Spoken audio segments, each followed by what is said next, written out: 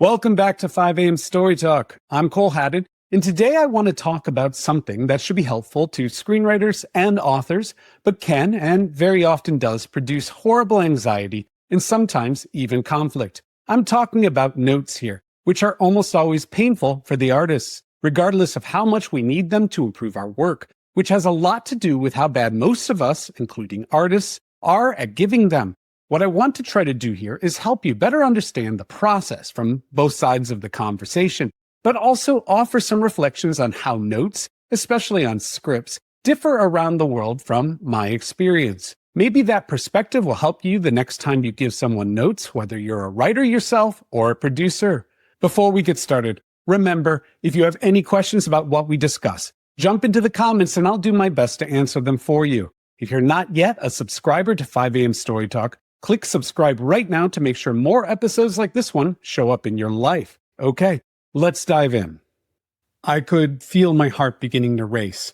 The air pumping out of my lungs burned in my nostrils. My chest tightened as if someone was using their hands like vice grips to crush my rib cage. I'd experienced this so many times before, and yet the panic still surprised me. Should I hurl invectives at my laptop screen? Better yet, should I just shatter my laptop against the wall? Logic said to just start typing a pointed response to the script notes I had just been emailed, the kind of message that would utterly destroy the sender's sense of their own intelligence. Except, of course, that wouldn't actually be logical. Instead, I slapped my laptop screen shut and stalked away. It was the only smart thing to do, or so I'd learned over the years. Receiving notes on your creative work, in this case a screenplay, always provokes this response in me. It likely does for you too. It's called fight or flight, and we evolved the instinct over millions of years to protect ourselves. Today, it's a constant liability to our ability to function in our personal and professional lives.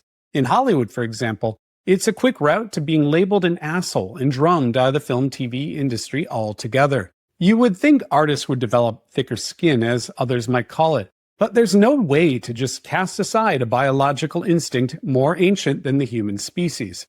Likewise, you would think those who give artists notes, from friends to talent representatives to producers and book publishers to even other artists, would understand this, but they typically don't. So let's talk about why it's so hard to receive notes on your art and the best way to give notes on someone else's art. These rules, and I always hesitate to use that word because the concept of rules we must follow in art always irks me, but they might just save your life, or at least your project and maybe even your creative future. You wouldn't like me when I'm angry. The fight or flight response, also called the acute stress response, is a physiological reaction we have to anything we find terrifying as all fuck.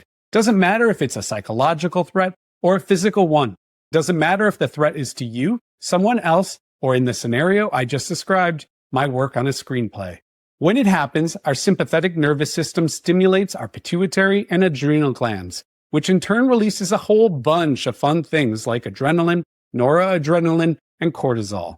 The result is increased heart rate, blood pressure, and breathing rate. You can remain in this altered state for 20 to 60 minutes after the perceived threat has passed.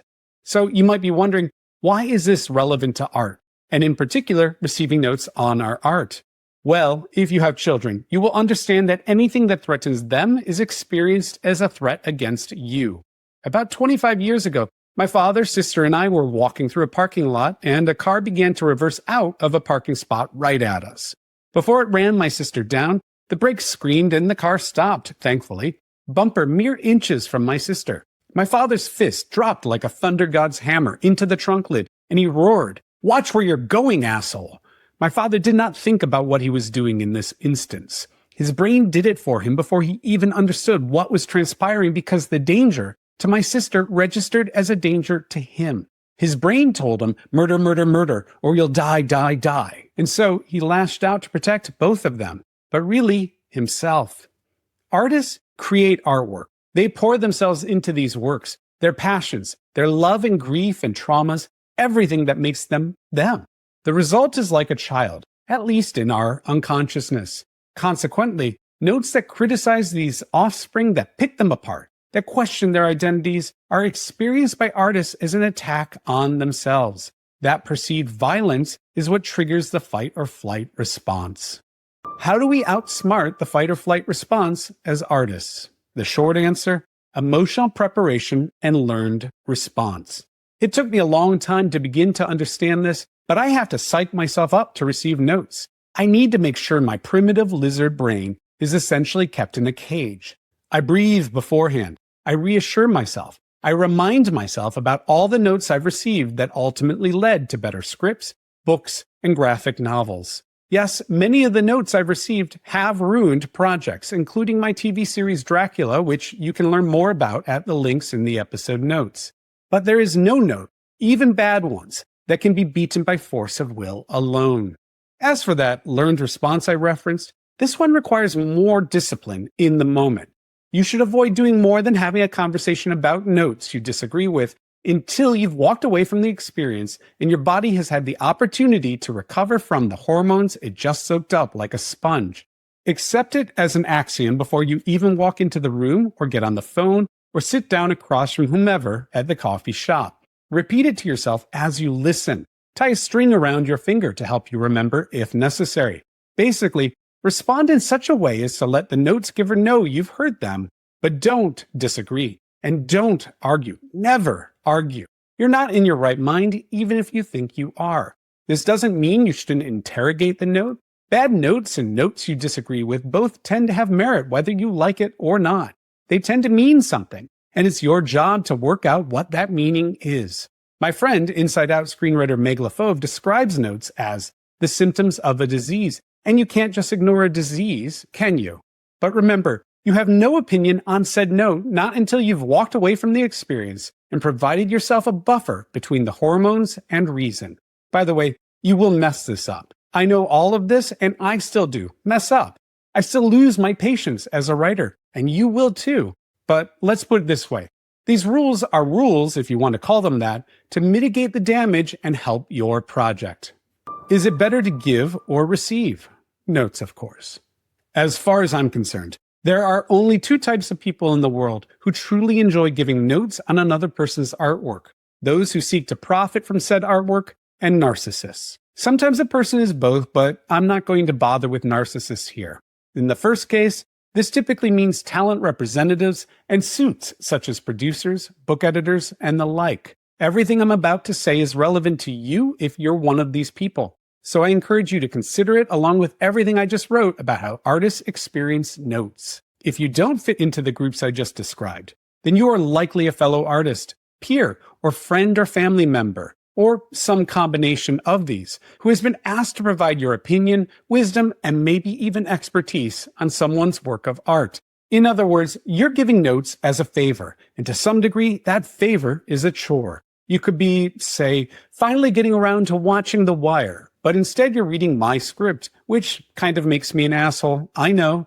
Sorry in advance on behalf of all artists. But here's the thing, whoever you are, however you're engaging in a conversation with someone else's art, you took on a responsibility when you either agreed to work with this artist or agreed to provide an opinion on this artist's work. That's a burden, I know, but it's one you accepted.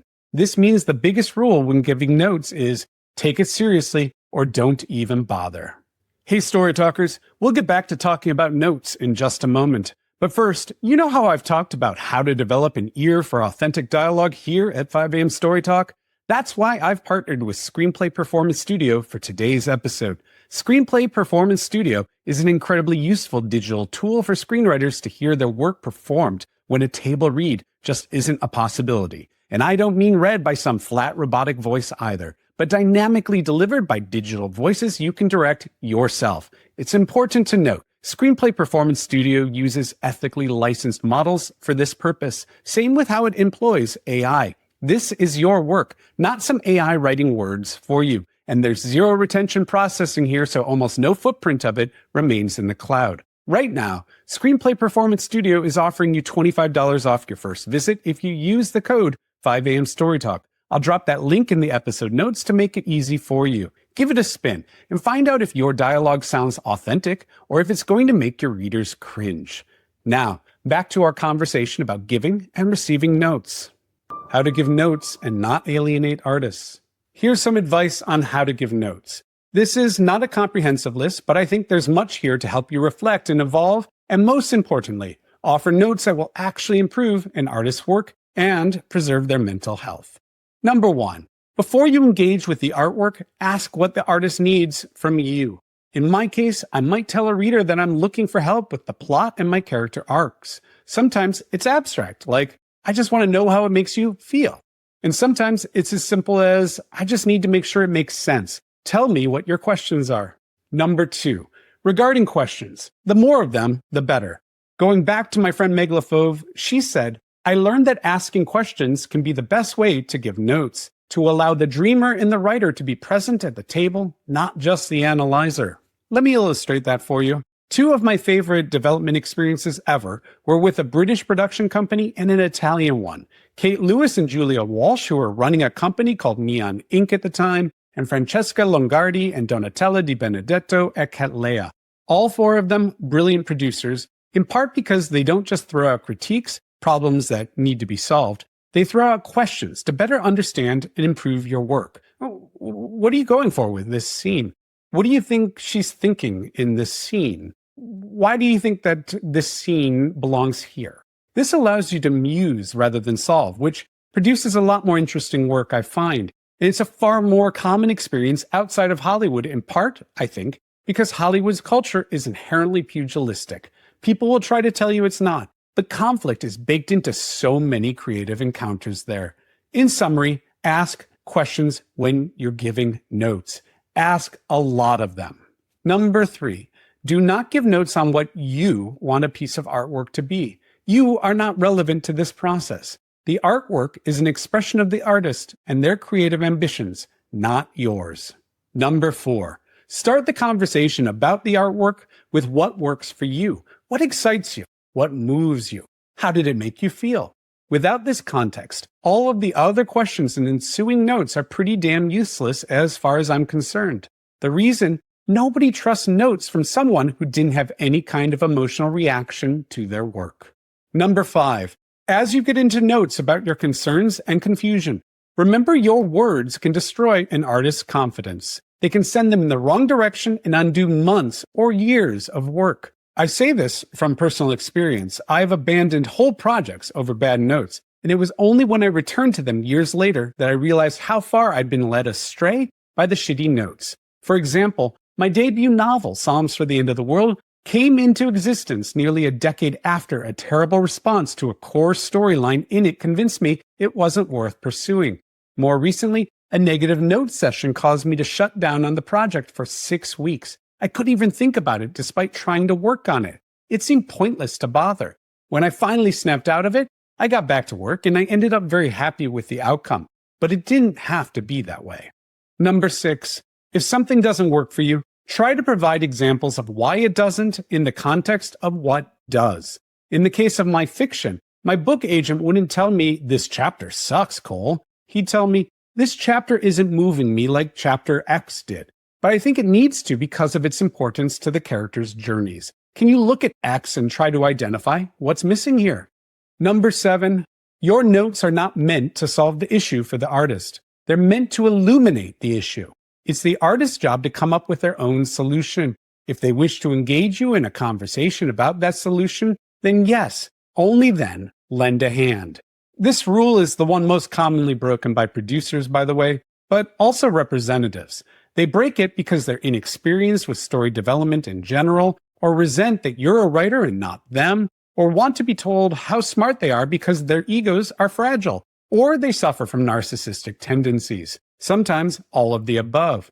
But screenwriters earlier in their journeys can also do this too. They're so desperate for validation, so deep in their own struggles, that they try to play story genius with someone else's work to get it. Try to mitigate this impulse as much as you can. Helping others make their stories better on their own terms helps make you a better storyteller on yours in the long run. And lastly, Rule 8.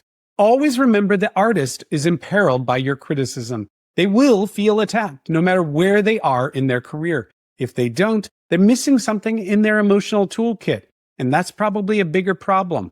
Be aware of this fight or flight response, help the artist navigate it, and be kind if their biology outsmarts their reason. I can see clearly now, the rain is gone. God, I can't sing. I opened this episode with a description of how I reacted to a notes email from a collaborator not so long ago. It had been a while since I received notes of this kind on my work, and the experience of combing through them, then tearing angrily through, left me discombobulated for all the reasons I've laid out about the fight or flight response. After 20 years as a professional writer, 17 of which I've been a professional screenwriter, you would think this would get easier. And I guess in some ways it has. But in a lot of ways it hasn't. I've learned how to confront these complicated, intense emotions, how to ignore their siren call to murder, and simply walk away. But it still takes an intense amount of discipline on my part. In this case, I reevaluated the notes I had been emailed the next morning. I found them considerably less distressing without adrenaline pulsing through my body. I was able to contextualize them within the wider development experience, which substantially improved what I thought about them and how the work was potentially received. And lastly, when I sat down with my collaborators, I was able to hear them and provide thoughtful, productive fixes. Nobody was trying to kill me, despite what my lizard brain told me was happening. I wish it hadn't taken me so long to learn and accept this, because I might have saved myself a lot of anguish in my creative journey. But hopefully, what we've talked about today will do just that for you. That's it for this week's Story Talkers. If you have any questions about what I just discussed, that's what the comments section is for, especially at 5 a.m. Story Talk at Substack, where you'll find a badass community of artists and art fanatics waiting for you. Be sure to subscribe wherever you listen to podcasts if you want more 5 a.m. Story Talk to show up in your life too. And thanks again to Telegra for sponsoring today's episode. Be sure to check out what they're doing at the link I've dropped in the episode notes, and don't forget to take advantage of that $25 off discount code they've offered us. See you next week, my friends.